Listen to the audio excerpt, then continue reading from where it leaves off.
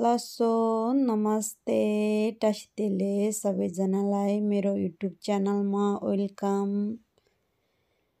पहिला चाहिँ तपाईहरुले यो भिडियो मन पर्यो भने एउटा लाइक कमेन्ट सब्स्क्राइब गर्न चाहिँ नभुल्दिनु होला।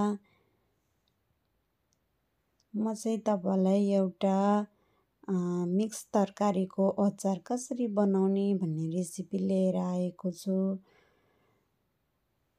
मैले चाहिँ आज तपाईहरुलाई गाजर अनि काँक्रो खोर्सानीको अचार बनाउन गइरहेको छु। मैले चाहिँ गाजर खोर्सानी काँक्रोलाई चाहिँ यसरी मजासँग धोएर सफासँग धोएर यसरी पिस पिसमा काटे। तपाईहरुले कस्तो पिसको मन पर्छ त्यसै गरी काट्नु होला। मलाई चाहिँ यस्तो मन पर्छ त्यही भएर मैले यस्तो पिसमा काटे। मैले लसुनलाई पनि राम्रोसँग केलाएर एउटा भाँडामा हाले। अनि मैले चाहिँ यो अचार बनाउनका लागि सिसाको डिब्बा लिए। त्यस डिब्बामा मैले अलिकति 2 चम्ची जति त्यसलाई मुनि चाना हाल्दे। अचार बनाउँदाखेरि चाहिँ हामीले कलर राम्रो होस् भनेर चाहिँ त्यो चाना हाल्दो रहेछ। त्यही भएर यसरी चाना हाले। धोएर काटेको पिस पिसमा काटेको सेतो बन्दाकोपीलाई पनि हाले।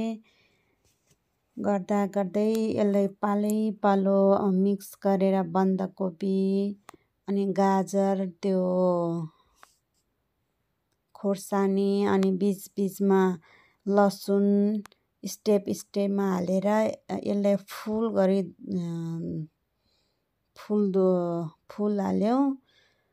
तपाईहरु पनि यस्तै तपाईहरुले कुन चाहिँ मन पर्छ तरकारीहरु बढी जसो त्यही बनाउनु होला। मलाई चाहिँ मिक्स मन पर्छ त्यही भएर मैले मिक्स बनाउन लागो। तपाईहरुले गाजरको मात्र अचार मन पर्छ भने गाजरको बनाउनुस्। काँक्रोको मन पर्छ भने काँक्रोको मात्र बनाउनुस्। सेतो बन्दाकोपी मन पर्छ भने बन्दाकोपीको बनाउनुस्। हैन आफुलाई जुन अचार मन पर्छ त्यही बनाउनुस्। यो अचार चाहिँ अमिलो नुनिलो हुँदो रहेछ के। अमिलो नुनिलो टेस्टी हुन्छ। त्यही भएर हाम्रो नेपालको अचार भन्दा यो अचार अलि फरक छ नि त। त्यही भएर मैले तपाईहरुलाई रेसिपी सेयर गर्न लागेको। मैले चाहिँ यो पिस पिसमा काटेको तरकारीहरुलाई चाहिँ स्टेपमा लसुन हाल्दै स्टेपमा त्यो मिक्स गरेको तरकारी हाल्दै त्यसलाई फुलसँग हाल्यो। फुल हाल्नुपर्छ। फुल हालिसकेपछि यसमा चाहिँ हामीले ओइल हाल्ने होइन नि त। यसमा चाहिँ हामीले पानी खनाउनु पर्छ के। पानी खनाउनु पर्छ। पानी हाम्रो अचार भन्दा अलि बेग्लै खालको अचार छ नि त। यसरी बनाइसकेपछि हामीले त्यो बिर्को चाहिँ हावा नछिर्ने गरी मजासँग कास्नु पर्छ। यो 2 हप्तामै अचार तयारी हुन्छ है साथीहरु।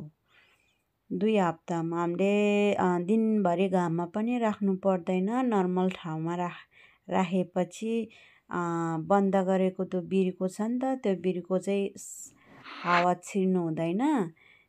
अनि मैले चाहिँ यिनीहरुको अचारमा चाहिँ हाम्रो चट्टानको नुन अनि लिमोन नुन चिनी भिनेगर हाल्छ। तिनीहरु चाहिँ चाहिन्छ। 1 लिटरको बोतल छ भने 1 लिटरको डिब्बा छ भने 1 लिटरमा चाहिँ यिनीहरुको एउटा सानो 1 कप जति भिनेगर हाल्नुपर्छ। अनि 1 चम्चा चाहिँ नुन हाल्नुपर्छ। अनि सानो चम्चा चाहिँ चिनी अनि के अरे लेमन नुन हाल्नुपर्छ के।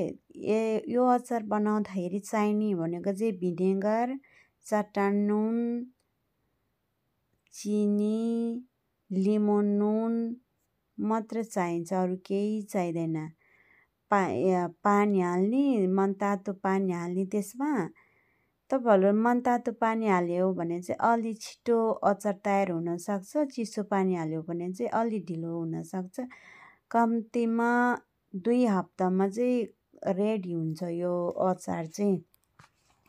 यहाँको मान्छेहरूले यो टर्कीमा यिनीहरूले यस्तो अचार मात्रै खाँदो रहेछ कि तिनीहरूले हाम्रो जस्तो चट्ट परेको ओइल हालेको अनि मरमसला मिक्स गरेको अचार चाहिँ मन पर्दैन रहेछ। यिनीहरूलाई चाहिँ यस्तो अचार मन पर्दो रहेछ। त्यही भएर मैले तपाईँहरू पनि ट्राई गरेर हेर्नुहोस्, मिठो हुन्छ कि हुँदैन, भयो कि भएन मलाई भन्नुहोस् न है। मैले त कतिचोटि बनाइसक्यो, कस्तो मिठो लाग्यो, अनि त्यही भएर तपाईँहरूले पनि सेयर गरेको मैले। यो चाहिँ भिनेगर हो। भिनेगर चाहिँ यो अचारको लागि चाहिँ भिनेगर चाहिँ के अरे अङ्गुरको भिनेगर चाहिँ राम्रो हुँदो रहेछ। नभए पनि जुनको भिनेगर हाल्दा पनि हुँदो रहेछ। कसैले त स्याउको भिनेगर, सादा भिनेगर पनि हाल्छन्। त्यो हाले पनि केही फरक हुँदैन। धेरै जसो चाहिँ मैले चाहिँ यो अङ्गुरको भिनेगर युज गर्छु, त्यही भएर मैले भिडियोमा पनि त्यही अङ्गुरको भिनेगर युज गरेको छु। अङ्गुरको भिनेगर चाहिँ मेरो सकिएछ, अनि मैले चाहिँ अर्को डिब्बामा चाहिँ स्याउको भिनेगर युज गरेको छु। जुन भिनेगर युज गरे पनि केही फरक पर्दैन। तपाईँहरूले पनि ट्राई गर्नुहोस् है, ट्राई गर्नुहोस्, मिठोसँग बनाएर खानुहोस् है। अनि मैले चाहिँ सबै चाहिने सामानहरू सबै हालिसक्यो नि त। अनि त्यसमाथि चाहिँ पानी, हामीले पिउने पानी हाल्नुपर्छ, पिउने पानी हाल्नुपर्छ, त्यसलाई फुल गरी हाल्नुपर्छ। अनि अलिकति बास्नुपर्छ